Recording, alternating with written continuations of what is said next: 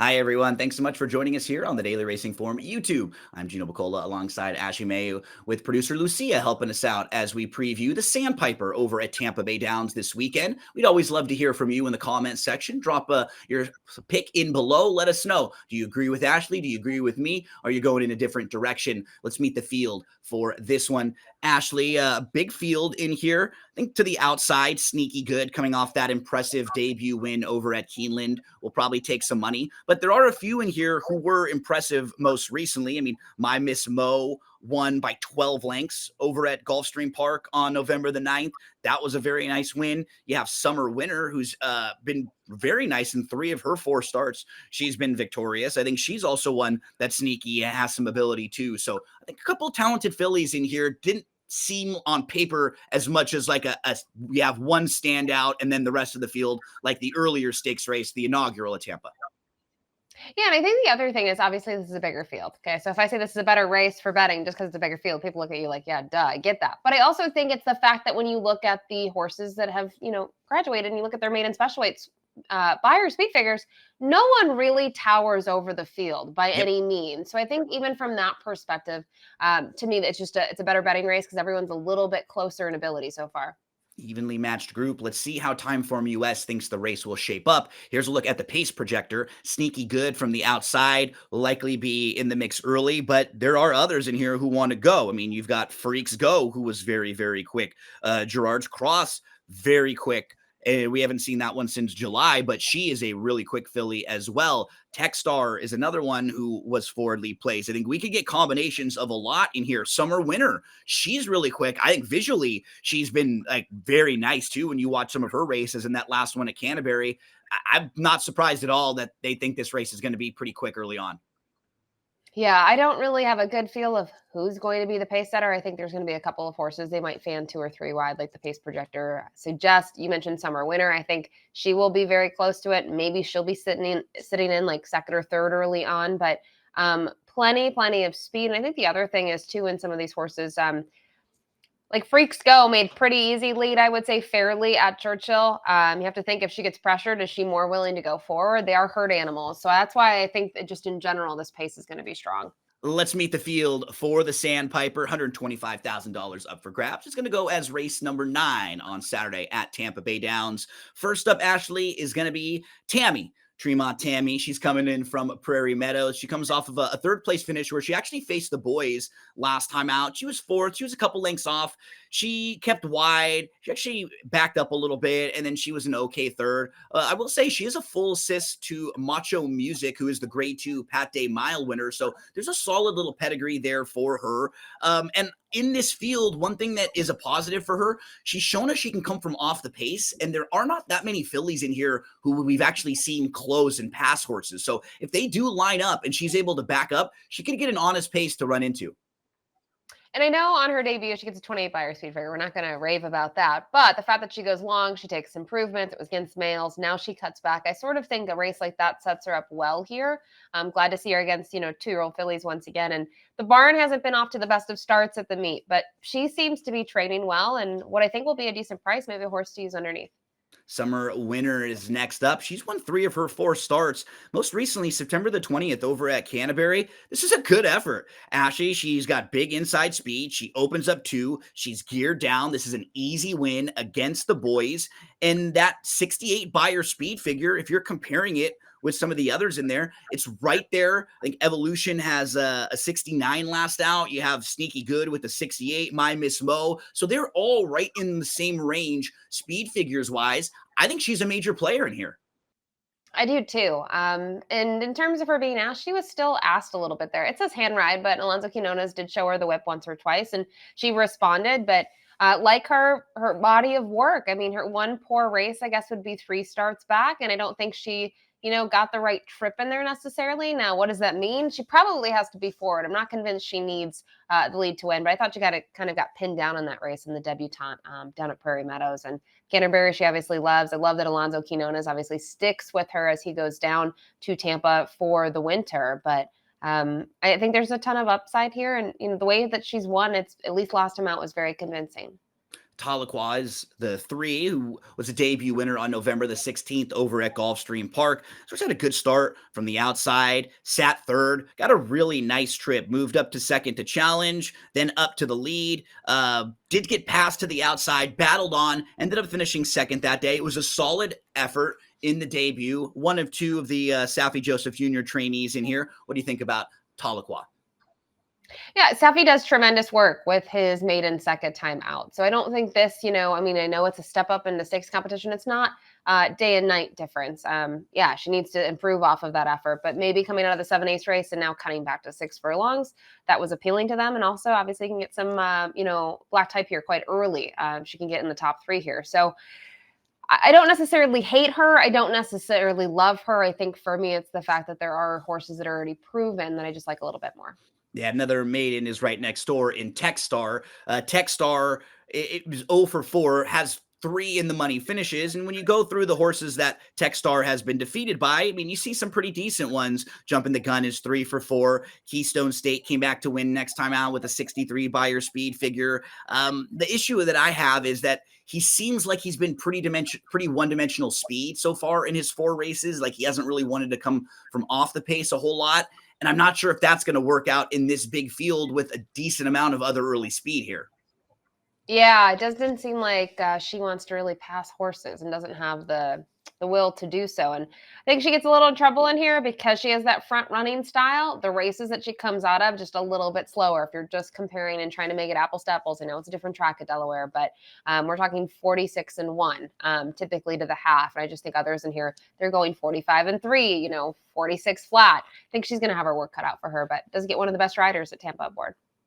And we have My Miss Mo next one up. My Miss Mo won in her second career start. She just missed in the debut. She was only beaten nose that day. And then she comes back and she crushes. She wins by 12. She's beating Florida Breds. And she sat just off the pace. I mean, she immediately opened up without really being asked. Visually was pretty impressive. Speed figure-wise was also pretty good. It's one of the top in this field, and it gives Safi a really strong 1-2 punch in both of these races, the stakes races on Saturday at Tampa.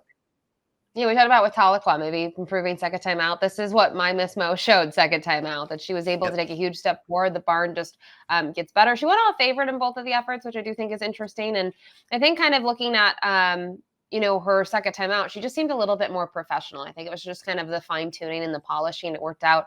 That was at the 7/8 distance. She's going to cut back.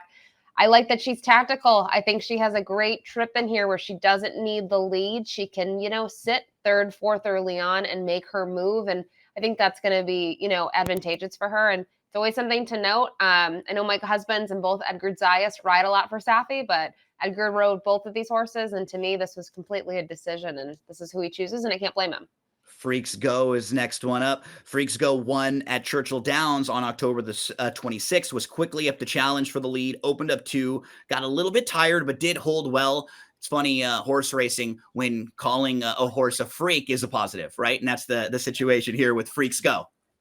Yeah, and wanted to go last time out. That was on the first day of the fall meet. Won very nicely. Made the lead in there. I actually thought a couple other horses would go, and that was not the case. So, Ben Curtis was aboard that day, took the advantage of that situation, was able to open up and prevail in the end. I think just kind of having the race day experience helped her over some in there. Now I think here she'll need to take a step forward in terms of the Beyer speed figures. But I have to say, you look at her workouts, seems to be a little bit more pep in her step in those last 2. Next one up, Gerard's Cross. I wanted it to get to this filly, Ashley, but a couple concerns that I have. Both of her races are at 5 furlongs, so this is going to be a little bit farther. She's going to be in a big field with a lot of other speed, and we haven't seen her race since July, but she has wins on the dirt and on the turf, and she quickly opened up 2 in that Monmouth race. She is really fast. She was able to clear that field. I'm just a little bit worried about this tougher, bigger field here. She might be the fastest on paper, or if not close to being it. I know the turf race, I think turf plays a little bit more speed. She went really quick in that race. And I will say my only concern is the layoff. I do think she's the sort of horse that, she has to answer the distance question. It's less of a concern out of the 2. I don't like the long layoff. I think, but the distance, she just was, commanding in both of these efforts, several lengths. It wasn't like she opened up 5 or 6 and then it was a length in the end. That's what I like about her. I'm not as concerned with the distance. I mean, don't ever think she's going to be a 2-turn horse, but maybe I'll mark my word, eat my words down the road. Just it's a tough sell when you're coming off that long of a layoff. And I don't know how you assess her works because she's only had 4 of them in the last month and a half. Yeah, that's the concern. Is she ready to rock in a big field, like going a little bit farther, other speed, just a couple nitpicks, but she could offer you some really nice value in here as we move to Blazing Brat, who will try the dirt for the first time.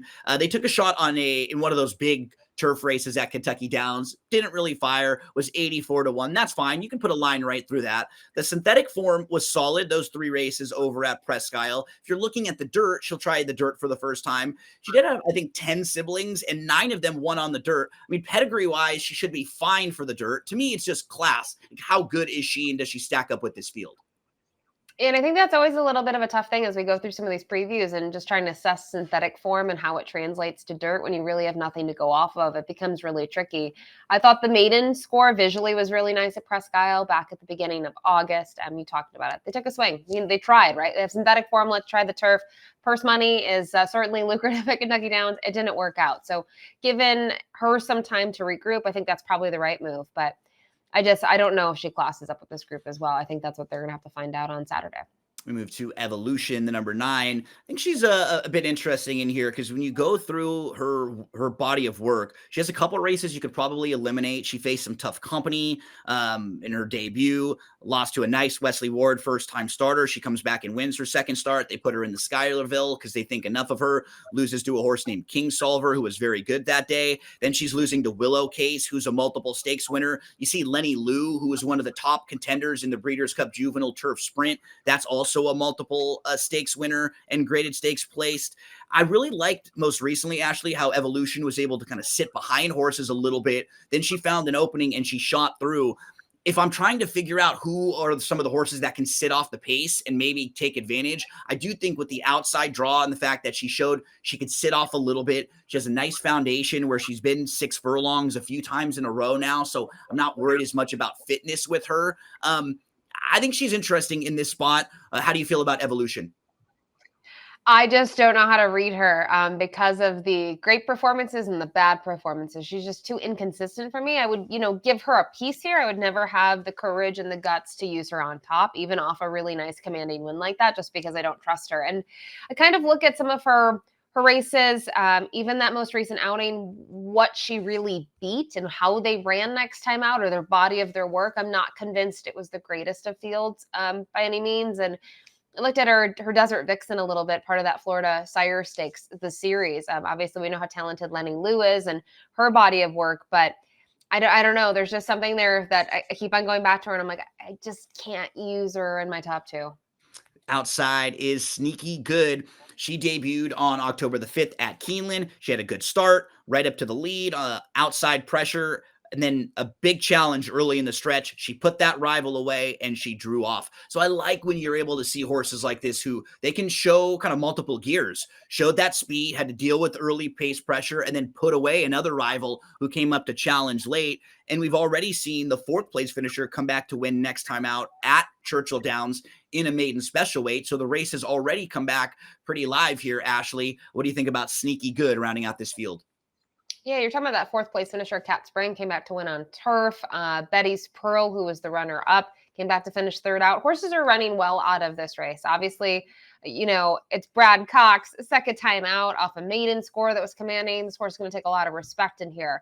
I do wonder what the pace scenario is going to be in here. I mean, obviously the outside draw and the fact that Sneaky Good showed early foot on debut suggests that we're going to see much the same, but there are other horses in here that are better drawn. This isn't a 6-horse field. And I do wonder, if they're going to make her work for a little bit. And I do think she's going to have to work for it.